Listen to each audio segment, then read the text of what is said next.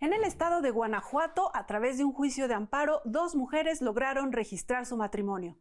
Hoy les vamos a contar qué sucedió cuando esta pareja del mismo sexo solicitó al registro civil que en el acta de nacimiento de su hijo aparecieran el nombre de las dos mujeres como madres del menor. Soy Verónica González, quédate porque aquí te defendemos.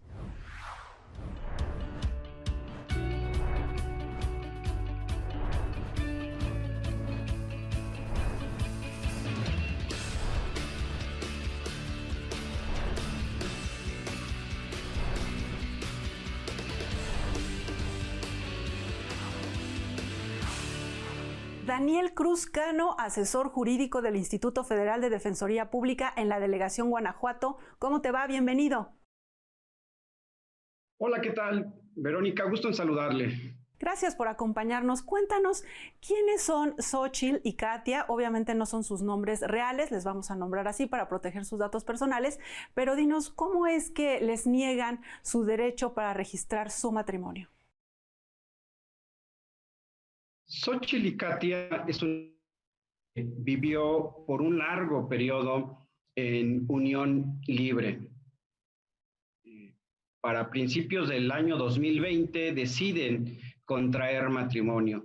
Se acercaron al oficial de registro civil, hicieron la correspondiente petición. Sin embargo, obtuvieron como respuesta una negativa. Así es como las conocimos aquí en la delegación del Instituto Federal de Defensoría Pública en León, Guanajuato. Se acercaron con nosotros precisamente para saber qué alternativas tenían para impugnar dicha decisión. Cuando ellas llegan a este primer contacto, bueno, este es un tema que ya se presenta con frecuencia en el estado de Guanajuato, porque no tienen esta legislación actualizada, digamos. ¿Tú qué les dices? ¿Qué argumentos exponen en el juicio de amparo? Sin duda, la respuesta se basa en su propio ordenamiento legal que le rige a la autoridad. Por una parte, el Código Civil y el reglamento del registro civil. En estos ordenamientos legales tiene una conceptualización el matrimonio, el concebido entre un hombre y una mujer. De ahí que el punto toral a favor de las autoridades es rige el ordenamiento legal, me rige un principio de legalidad y de acuerdo a estos ordenamientos legales no es. Sin embargo, precisamente estas disposiciones legales pues encierran un tema discriminatorio. Y eso es lo que se hizo valer precisamente en la demanda de amparo indirecto. ¿El hecho de que se viola su derecho a no ser discriminadas? Sí, desde luego, las porciones normativas limitan la concepción de la familia al formado por un hombre y por una mujer. La Corte de Justicia tiene una línea jurisprudencial muy amplia al respecto. El tema de la familia ha sido reconocida como hecho, como realidad social, con independencia de quienes participen en esto. De ahí que hay una larga interpretación del artículo 4 de la Constitución Federal y esto, desde luego, se aduce a favor de esta pareja. Abogado, ¿por qué si ya existen estos criterios que ha establecido el máximo tribunal del país, desde tu experiencia, por qué no se aplica este criterio o se considera para reformar estas normas y pues darle la oportunidad a la gente que ejerza su derecho sin tener que recurrir a la vía legal? Sin duda la jurisprudencia vertida en distintos criterios emanados de la Suprema Corte de Justicia, de acuerdo a la ley de amparo, es obligatoria. Eso no tiene duda alguna. Sin embargo, también entendemos que cada entidad federativa tiene una libre configuración legislativa. Esto significa que se da sus propios ordenamientos legales. Es cierto, ya tenemos jurisprudencia en torno a las normas de la Ciudad de México, antes Distrito Federal. Luego por ahí vinieron algunas interpretaciones en torno a la legislación de Oaxaca. Sin embargo, pues la nuestra todavía hasta finales del año 2021 estaba intocada. Ya para finales de 2021, por cierto, a principios de este año, ya se hizo un decreto donde se permite la celebración del matrimonio entre parejas del mismo sexo, pero antes no. De ahí que entiendo entonces que cada estado tiene sus leyes y por eso creo que a muchísima gente que ha tenido que reclamar el reconocimiento a sus derechos a la diversidad sexual, ha tenido que agotar en sus respectivas entidades federativas, pues estos medios de impugnación. Abogado, ¿qué derechos se ven pues vulnerados en el caso de las personas que no pueden registrar su matrimonio? Ya nos comentabas, ellas vivían en concubinato y también pueden ejercer ciertos derechos bajo ese esquema. Pero ¿qué pasa si tú no registras tu matrimonio? Qué interesante porque derivado del matrimonio entendemos que surge una serie de derechos, por llamarle de algún modo secundarios. Y así tenemos el derecho a heredar, el derecho a la seguridad social, a que mi pareja pueda ser beneficiario de las prestaciones de seguridad social del ISSS, IMSS, ISSSTE, del ISFAM, en fin. Una pensión por viudez podría ser, ¿no?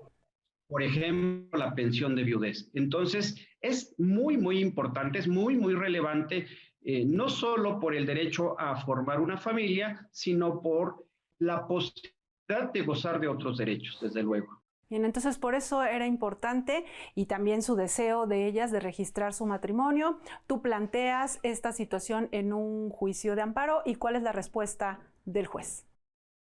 Bueno, afortunadamente la respuesta de los órganos jurisdiccionales, no solo de Guanajuato, para entonces, en el 2020, sino de otras entidades que también carecían de estos ordenamientos legales que permitieran el matrimonio, afortunadamente han sido muy congruentes con los criterios de la Suprema Corte a través de la sala, principalmente de la primera sala de la Suprema Corte de Justicia, en el sentido de reconocer el ejercicio de estos derechos. Esta línea jurisprudencial ha sido muy, muy interesante y se ha hecho valer por los distintos órganos jurisdiccionales. Bien, y ahí estuvo esa buena respuesta por parte de las autoridades. Vamos a hacer una pausa y de regreso vamos con la parte de qué sucede cuando esta pareja del mismo sexo tiene un hijo.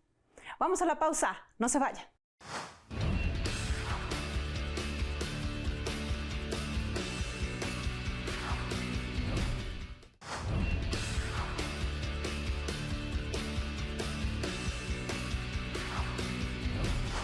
Ya estamos de regreso conversando sobre matrimonio igualitario y el derecho a la identidad. Y ahora verán por qué vamos a hablar sobre el derecho a la identidad. Cuéntanos, abogado, una vez que estas dos mujeres obtienen su acta de matrimonio, ¿cómo es o por qué es que regresan a solicitar tus servicios nuevamente? Bueno, habiendo hecho vida en común, Xochitl, procedimiento de inseminación artificial. Este procedimiento, para finales de diciembre de 2021, nace un niño de sexo masculino. Acuden a principios del año 2022 nuevamente al registro civil, precisamente para hacer el registro correspondiente. Sin embargo, obtienen como respuesta también una negativa. Les hicieron saber que esto no era posible. Aquí podríamos hacer un paréntesis, abogado, para mencionar cómo es que esta discriminación está solamente plasmada en la ley, porque la autoridad, ¿cómo es que las trata o qué es lo que les dice? Esto es muy importante. Afortunadamente, la respuesta de las autoridades, tanto de la dirección del registro civil como los titulares de las distintas oficialías en todo el estado, ha sido muy favorable, ha sido muy cortés, muy prudente, muy empático. El tema es de leyes. Nuevamente, tenemos porciones normativas que creo a la fecha están siendo anacrónicas, no están uniformándose a los nuevos criterios, particularmente de respeto a los derechos humanos. Y esto tiene que ver con normas que fueron heteronormativas. Implica esto, incluso lo vemos en la... Hay que poner primero el apellido del papá y luego el de la mamá. Esto ya de suyo trae una carga cultural muy alta, plasmado desde luego en la norma que no ha sido modificada Este es el problema. Afortunadamente con las autoridades ha habido muy buena respuesta, ha habido muy buena participación. Sin embargo, a las autoridades administrativas no les corresponde modificar los ordenamientos legales que les rigen. Es decir, ellos no pueden pasar por alto la ley que los rige y tienen que esperar a que las personas acudan a la vía legal, como en este caso. Ahora, hablando de esta situación del hijo de esta pareja del mismo sexo, tú en esta demanda, ¿cuáles argumentos expones ante el juez? Porque aquí ya se trata de los derechos del menor. Bueno, esto es muy importante. Desde luego que platicábamos el tema de la violación a un derecho a la familia, la discriminación precisamente porque la familia estaba conformada por una pareja del mismo sexo, pero fundamentalmente el derecho a la filiación jurídica, el derecho a la identidad del menor. Esto me permite tener una identidad, alguien que es, alguien que nació y alguien que puede generar y ejercer una serie de derechos. Esto es muy importante porque entonces tiene que verse a la luz del interés superior del menor. Esto es de vital importancia porque de otro modo tenemos en la incertidumbre jurídica. Es decir, aquí tú ya no estás, digamos, abogando por esta decisión de las dos madres de que se incluya su nombre y aparezca en el acta de nacimiento el nombre de las dos como madres del menor, sino más bien el enfoque es hacer valer este principio del interés superior del menor y que pueda ejercer otros derechos que vienen muy relacionados con el derecho a la identidad. Así es, creo que de manera preponderante los derechos del menor son muy, muy importantes. Claro que la pareja tiene el derecho y hay que hacer valer la voluntad procreacional. Una persona que no ha concebido biológicamente a un infante, a un niño, sin embargo, expresa su voluntad real, clara, de querer registrarlo. Bueno, esto es una maravilla para una sociedad que necesita pues una perfecta cohesión, una armonía. Pues esto es excelente. Lejos de prohibirlo o impedirlo, habría que fortalecerlo, habría que ser más permisibles, ¿no? Claro, porque independientemente de esta situación en particular que estamos hablando de matrimonio igualitario, pues es importante que siempre se fomente y se promueva el registro de los menores. Existe un gran número de menores que no cuentan con un acta de nacimiento y pues se ven privados de otros derechos, como ya mencionaste. Y los derechos humanos, creo que un principio elemental es precisamente la identidad de la persona. Y esto no solo está consagrado en nuestra Constitución Política de los Estados Unidos mexicanos, sino en distintos instrumentos internacionales. Hay muchos que precisamente velan por la protección de los mismos. Abogado, también has mencionado lo que tiene que ver con el derecho a la familia y en este tema también hay jurisprudencia de la Suprema Corte de Justicia de la Nación. Sí, es muy, muy interesante. La Justicia de la Nación hace un pronunciamiento muy, muy relevante en Aguascalientes. Interpreta la legislación civil de Aguascalientes, por ahí se publica en el 2019, y tiene que ver con el reconocimiento a la familia homoparental. Se rompen paradigmas. La familia la concebíamos como la familia nuclear, como el papá, mamá y los hijos, y ahora creo que se ha roto con esto porque la Suprema Corte, a través de sus distintos criterios jurisprudenciales, ha reconocido distintas realidades sociales y estas como posibilidad para formar una familia. Bien, y ahí no tiene nada que ver como las creencias o, sí, las creencias que tenga cada autoridad. Simplemente se trata de acatar un criterio jurídico que pretende pues dar esta protección a todas las personas. Vamos a hacer una pausa, abogado, y al regresar nos comentas qué respuesta les da el juez de distrito que atiende este asunto, en particular ya el de Nayib, que así le hemos llamado al menor. Y también nos comentas qué trabajo están haciendo la Defensoría Pública Federal allá en Guanajuato. Vamos a la pausa. Antes queremos escuchar la opinión de quienes nos siguen a través de Justicia TV y las redes sociales de Defensoría Pública y del Consejo de la Judicatura Federal sobre los temas que tratamos aquí en el programa. Te escuchamos.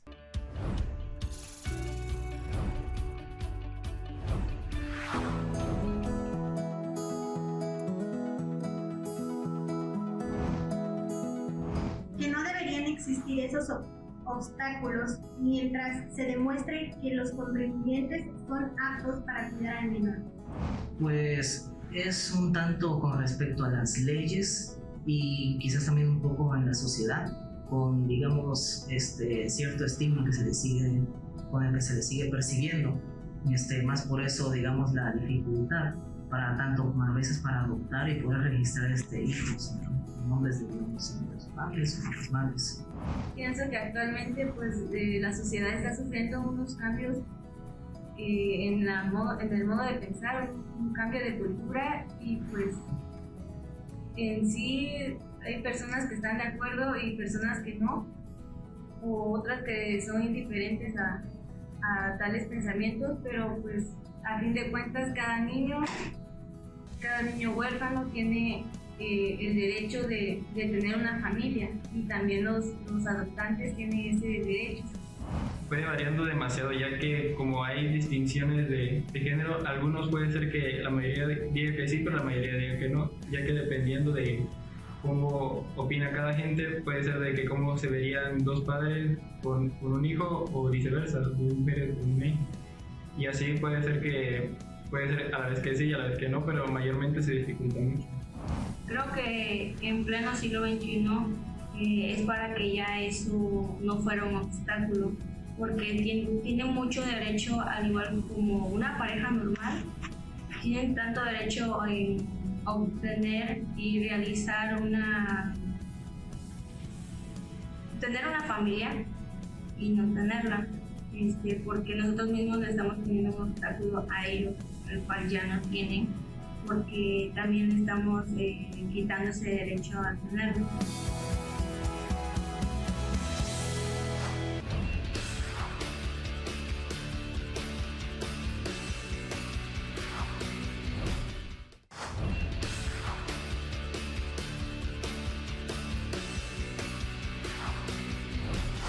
Estamos en la parte final del programa. Hablamos sobre los derechos a no ser discriminado, a la identidad y el derecho a formar una familia. Abogado, ¿qué es lo que sucede en el caso de este menor que hemos llamado Nayib, pero no es un nombre real? ¿Qué es lo que sucede cuando él nace en un matrimonio igualitario y sus madres quieren que ambas aparezcan justamente así en el acta de nacimiento de su hijo? ¿Qué es lo que sucede? Bueno, nosotros, como comentábamos, promovimos la demanda de amparo indirecto. El juez federal se aboca a su conocimiento y hace un pronunciamiento. Y en efecto, determina que las porciones normativas que regulan el registro de nacimiento son contrarias a los derechos humanos, del menor, desde luego, y de la pareja. Estas porciones se impone a la autoridad del registro civil. Exactamente. Dejar insubsistente esa resolución que conllevaba la negativa y emitir una nueva en que, haciendo a un lado estas porciones normativas, se les permita hacer el registro del menor teniendo dos madres. ¿Cómo? Claro que... ¿Cuál es el alcance de la sentencia del juez o cómo es que ya se hace efectiva esta resolución? Porque sabemos que los formatos para las actas de nacimiento pues ya están establecidos, ya nos mencionabas antes, ¿no? Padre, madre, abuelos, abuela, abuelos. Entonces, aquí en este caso, ¿cómo se resolvió este tema?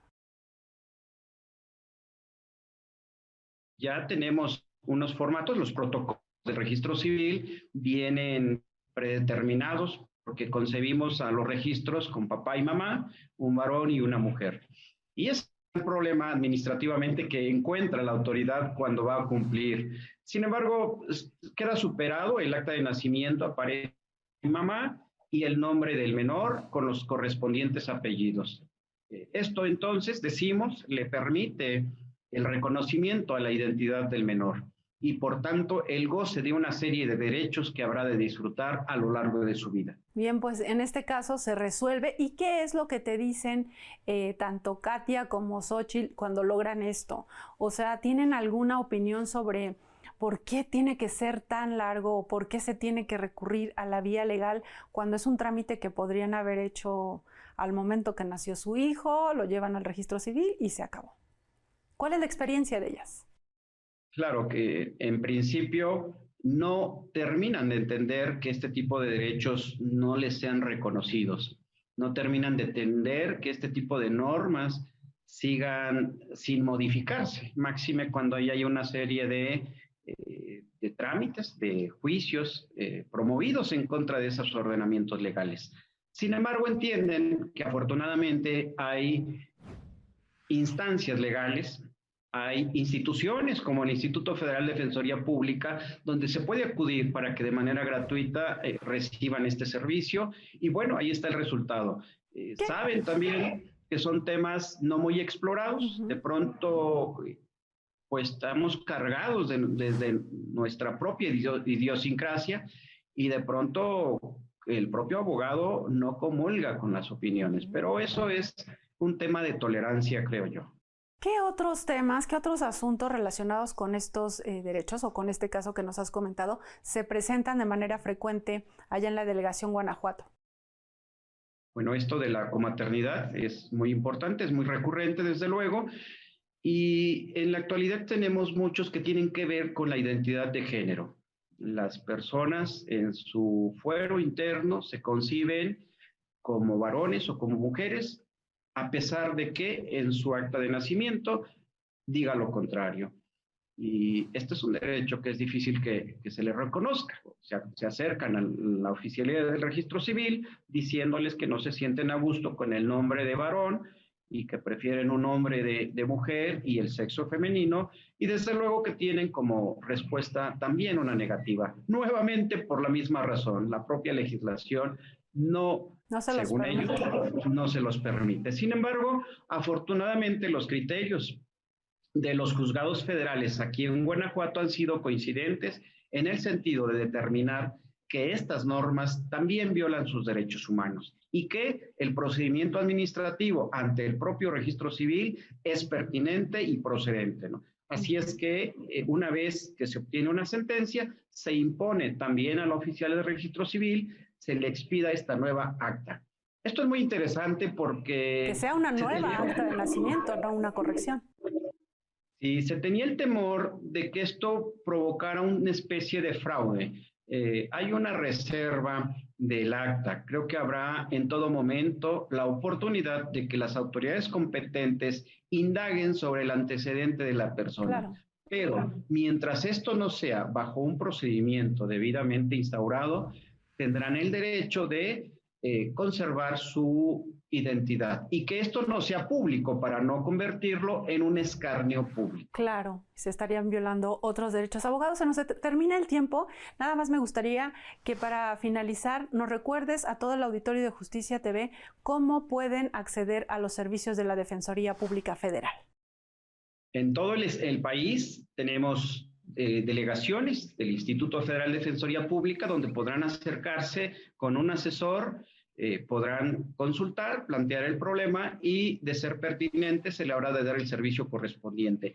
Es muy importante recordar que el Instituto Federal de Defensoría Pública en esta nueva administración innovó con un tema muy, muy relevante, es el teléfono Defensatel.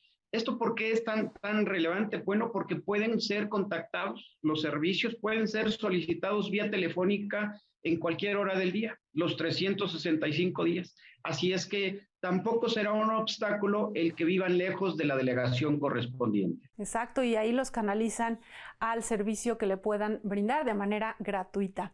Gratuita, absolutamente. Daniel Cruz Cano, asesor jurídico del Instituto Federal de Defensoría Pública en la delegación Guanajuato, muchas gracias por habernos acompañado hoy.